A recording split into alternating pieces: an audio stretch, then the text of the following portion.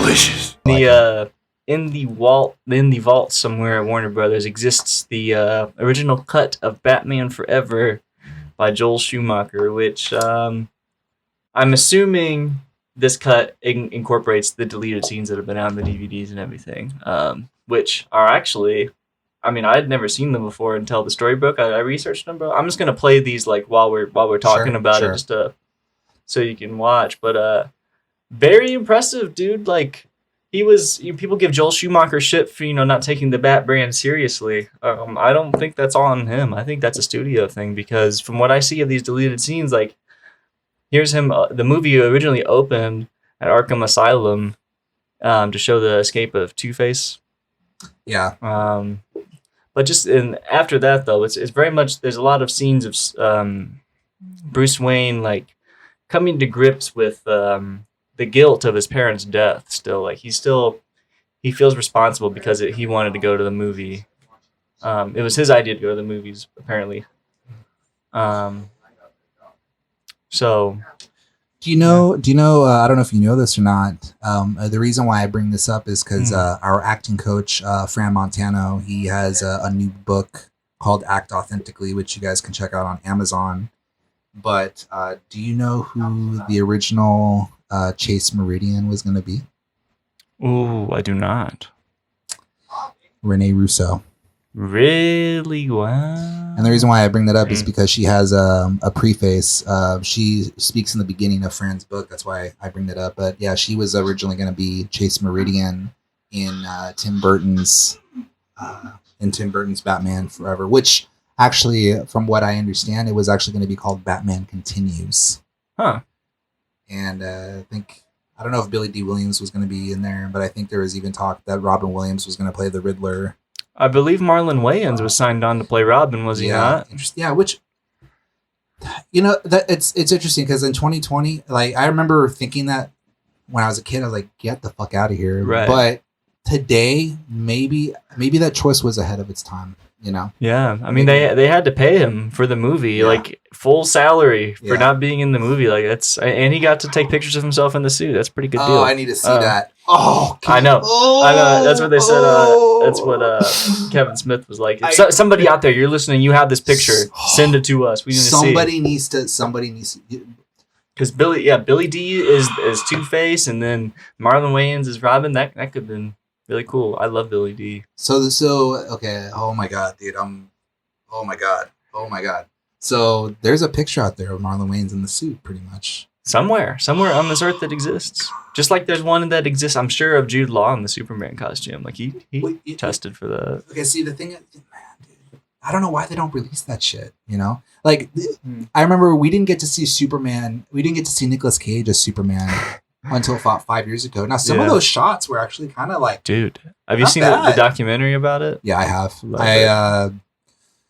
I saw the documentary, and actually I went to the funeral. The guy, John Schnepp. Yeah, I went to his memorial. Oh, and, for real? I got to meet Liam Sharp there, which is pretty cool. Yeah, I met him at WonderCon. I wasn't expecting to meet him. He had a booth, and I was just like, I stumbled upon it. I was going booth to booth, and I saw the DVD of like, oh, I've seen this Superman. Oh, fuck, it's you. Hey, dude, I loved this. This was awesome. And I asked him if he had gotten any pictures of the Justice League Mortal stuff, because that was before we had seen the costumes yet. Yeah. And I was like, are you gonna make a film about that? Because I would love to see that. And apparently he was making a show that was going to be all these different what if stories, with movies, which is, as we're talking here, can attest, is very interesting and, can provide a lot of content. I mean, alternate versions of movies like the Schumacher cut of Batman Forever is like fucking dark and serious. Like, yeah. Have you seen that? Okay, I'm gonna skip ahead to there's a scene of him here's him training Robin. Like, yeah, Val Kilmer is badass in this movie, dude. For sure. I like Val Kilmer in this movie. Before Affleck came around, Kilmer was my favorite Bruce Wayne. Mm-hmm. I just sucks because they had good. I liked Val Kilmer and Chris O'Donnell's chemistry. And it just sucks that Like in that, Batman and Robin, they just couldn't be. I mean, can you imagine if Val Kilmer was in Batman and Robin? I mean, I probably wouldn't have been a better movie, but I mean, at least it would have been continuity, you know? well, there's like an interesting through line with Robin in this because with all the deleted scenes because we're about to see the scene of a. So he walks in on Robin training and he tries to like explain to him that burying all only focusing on your hate for Two-Face is not a way to live and all that. Because he's like, I know how you feel. I carry the same guilt, for my parents. But he himself is not over the death of his parents yet, too. So I'm gonna skip ahead later to this scene. He basically, bro, they stole the cave scene from Empire Strikes Back, where Luke goes into the cave and fights Darth Vader, and comes out with better understanding. Yeah. It's the exact same thing in the Batcave. So here's Robin here discussing for folks at home that can't see obviously. What's the actor's name again? Chris O'Donnell. Chris O'Donnell was doing one of those. He was working on one of those Fu Manchu machines with the arms, fighting, and Bruce came in to give him a little pep talk. See, the thing is, like I remember when I first saw this scene because I did see this scene.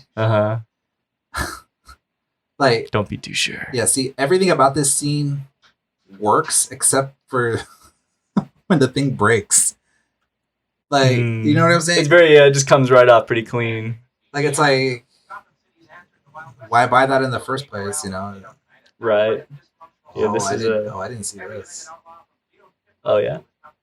This is him watching the news. See, he's like, there was introspectiveness about the Schumacher Batman Forever that I think could have been valuable. Like, this is Batman watching this dude on the news talk about why we don't need Batman. Like, dude, they could release the Schumacher cut on HBO Max. I'm telling you, man, they have so much leverage with what they already have.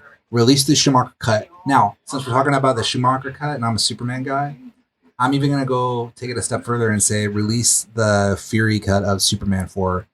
Apparently, there's a lot of footage that got cut from Superman 4. Now, Superman 4 is not a good movie by any means. It's probably the weakest of all the Superman Christopher Reeve movies. But if I could see any new footage of Christopher Reeve as Superman, even if it's 5 minutes, it's worth it for me. What is the plot of Superman 4 again, real quick, while we're watching? Oh, sure. Well, as you're saying, for the folks at home, Bruce is about, this is the Empire Strikes Back. Luke's walking up to the cave. He says, "What's in there?" And Yoda says, "Only what you take with you." That is almost exactly what this scene is. Like, I did not see this. Wow, dude. Exactly. It's supposed to come out recently. I guess they're trying to. So Alfred basically is like, your fears are in this cave, and if you don't go in there and face them, you're going to spend your whole life fearing them. So here he goes. He's going in the cave. He's going to go on his spiritual journey. Okay. Like, this is, and for the record, cool Michael Goat, that guy, he's the best Alfred. Michael Goat is great. He's the best Alfred. Oh, dude, his performance in Batman and Robin is very, very heart wrenching. I get so sad every time I see him in that hospital bed with the wires and shit. So look, he's got.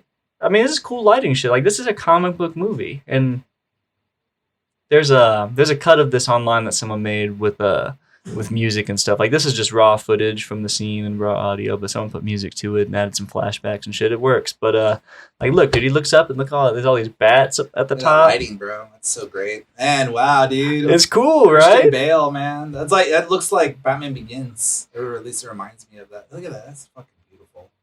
Yeah, bro. But apparently Val Kilmer was having the hell of his life. I mean, obviously he didn't come back. I mean, he didn't come back, but yeah, I don't know any specifics about it other than apparently him and Schumacher didn't see. I think he hated the suit. I think which I'm sure it's super restrictive. If you can't turn your neck, so look, this is where he sort of goes into like look at his feet, man. Like, bro, this movie's ahead of its time, dude. He's like. It's tipping it because obviously the diary is not down there. He finds the diary of his father, Thomas Wayne, and he finds this because I'm pretty sure in the actual cut of the movie there's a flashback to his parents' wake, and there's like a journal that he sees. Do you remember that? So this basically he sees the entry says that Bruce wants to go see a movie tonight, and he's like it's my fault.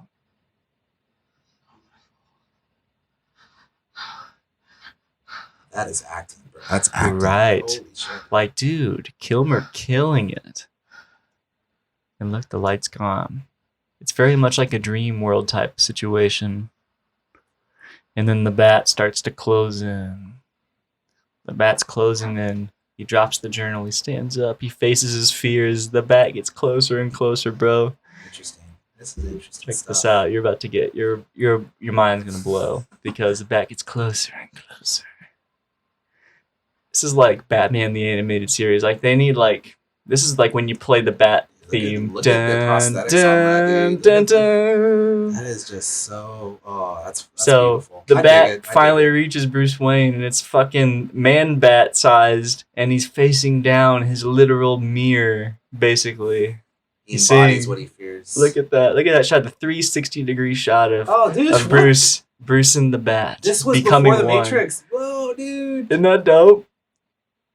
Like wow! Like the symbolism in that is really cool, right? That's interesting.